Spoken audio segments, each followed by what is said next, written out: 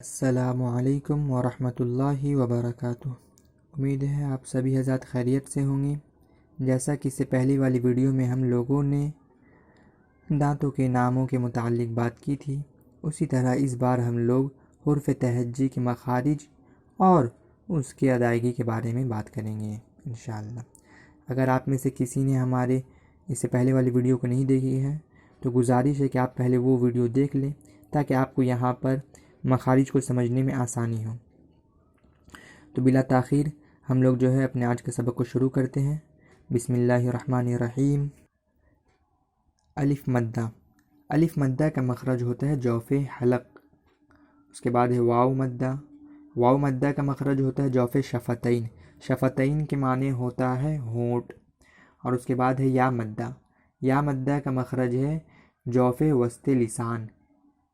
اس کے بعد ہے با کا مخرج، تو با کا مخرج ہوتا ہے دونوں ہونٹوں کی تری کا حصہ۔ اس کے بعد ہے میم۔ میم کا مخرج ہے دونوں ہونٹوں کی خشکی کا حصہ۔ اور اس کے بعد ہے واو غیر مدہ۔ واو غیر مدہ کا مخرج ہے دونوں ہونٹ جبکہ نہ تمام ملے۔ آپ حضرات کو میں یہ پہلے بتا دینا چاہوں گا کہ ہم لوگ ابھی صرف مخارج کے بارے میں بات کر رہے ہیں۔ اس کے بعد ہم لوگ اس کی مشق بھی کریں گے کہ کس طرح اس کی ہم لوگ جو ہے ادائیگی صحیح طور پر کر سکیں۔ اس کے بعد آتا ہے تا، دال، طا۔ ان تینوں حرف کے مخارج ایک ہی ہیں۔ ان تینوں حرف کا مخرج ہے زبان کی نوک اور ثنایا علیہ کی جڑ۔ اس کے بعد ہے ثا، ذال، ظا۔ ان تینوں حرف کا مخرج بھی ایک ہی ہے۔ ان تینوں حرف کا مخرج ہے زبان کی نوک اور ثنایا علیہ کا کنارہ۔ اس کے بعد ہے جیم، شین، یا۔ جیم، شین، یا غیر مدہ، جیسے کہ ہم نے اس سے پہلے یا مدہ پڑھا ہے، یہاں پر ہے یا غیر مدہ۔ جیم، شین، یا غیر مدہ، ان کا مخرج ہے وسط زبان اور اس کے مقابل اوپر کا تالو، یعنی زبان کے بیچ اور اس کے مقابل جو اوپر تالو ہے وہ اس سے ان دونوں کے ملنے سے ادا ہوگا، جیم، شین، یا۔ اس کے بعد ہے ہا اور عین۔ ہا اور عین کا مخرج ہے درمیان حلق، وسط حلق، یعنی حلق کا درمیانی حصہ۔ اس کے بعد ہے خا اور غین۔ خا اور غین کا مخرج ہے ادنائے حلق، یعنی حلق کا وہ شروع حصہ جو منہ کے جانب ہو۔ اس کے بعد ہے را۔ را کا مخرج ہے زبان کا کنارہ متصل پشت زبان جبکہ ملے ثنایا اور ربائی کے مسوڑوں سے، یا ثنایا اور ربائی کے مسوڑوں سے مراد ثنایا علیہ اور ربائی ہے۔ اس کے بعد ہے زا، سین، صاد۔ زا، سین، صاد، ان تینوں حروف کا بھی مخرج ایک ہی ہے۔ ان کا مخرج ہے زبان کی نوک اور ثنایا سفلی اور ثنایا علیہ کے درمیان۔ جب ثنایا علیہ اور ثنایا سفلی ایک دوسرے سے ملتے ہیں، اس کے بعد جب زبان اس جگہ پر جا کر لگتی ہے تو ادا ہوتا ہے زا، سین اور صاد۔ اس کے بعد ہے داد۔ داد کا مخرج ہے حافۂ لسان، یعنی زبان کی کروٹ اور اس کے مقابل اوپر کے داڑھوں کی جڑ۔ جیسا کہ ہم لوگ جانتے ہیں کہ کون کون سے دانت کو ہم لوگ داڑھ کہتے ہیں۔ داد کے بعد آتا ہے فا۔ فا کا مخرج ہے نیچے کی ہونٹ کی تری اور ثنایا علیہ کا کنارہ۔ ثنایا علیہ کا کنارہ اور نیچے کے ہونٹوں کی تری کا حصہ سے ادا ہوتا ہے فا۔ فا کے بعد ہے قاف۔ قاف کا مخرج ہے اعلیٰ اقصائے لسان اور اس کے مقابل اوپر کے تالو۔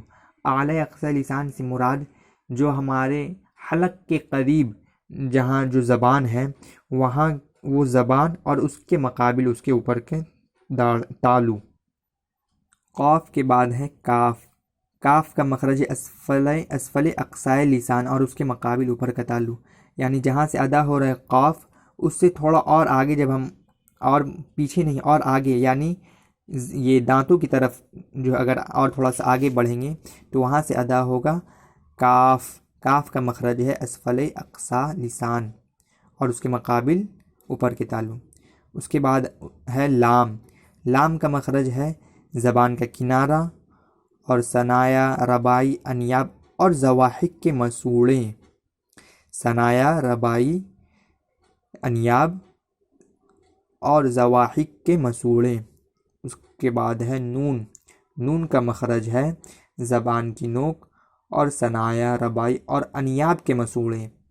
لام کا مخرج ہے ثنایا، ربائی، انیاب اور ضواحک کے مسوڑے، اور وہیں نون کا مخرج ہے ثنایا، ربائی اور انیاب کے مسوڑے۔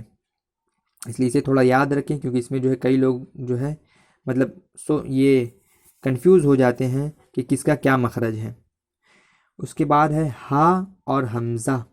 ہا اور حمزہ کا بھی مخرج ایک ہی ہے، اقصائے حلق، یعنی حلق کا وہ آخری حصہ جو سینے کی جانب ہے۔ اس کے بعد آتا ہے گنہ۔ گنہ بھی ایک مخرج ہے، اور گنہ کا مخرج ہے خیشوم، یعنی ناک کا بانسا۔ اب اس کے بعد ہم لوگ جو ہے ایک دفعہ ان کا جو ہے ادائیگی کر کے، حروف تہجی کی ادائیگی کر کے مشق کر لیتے ہیں، تاکہ ہم لوگوں کو جو ہے سمجھنے میں آسانی ہو۔ تو اب ایک دفعہ ہم لوگ نورانی قاعدہ میں حروف تہجی کی مشق کر لیتے ہیں، تاکہ ہم لوگوں کو سمجھنے میں آسانی ہو کہ اس کی ادائیگی کس طرح ہوتی ہے۔ تو ہم لوگ شروع کرتے ہیں۔ الف، با، تا، ثا، جیم، حا، خا، دال، ذال، را، زا، سین، شین، صاد، ضاد، طا، ظا، عین، غین، فا، قاف، کاف، لام، میم، نون، واو، ہا، حمزہ، یا،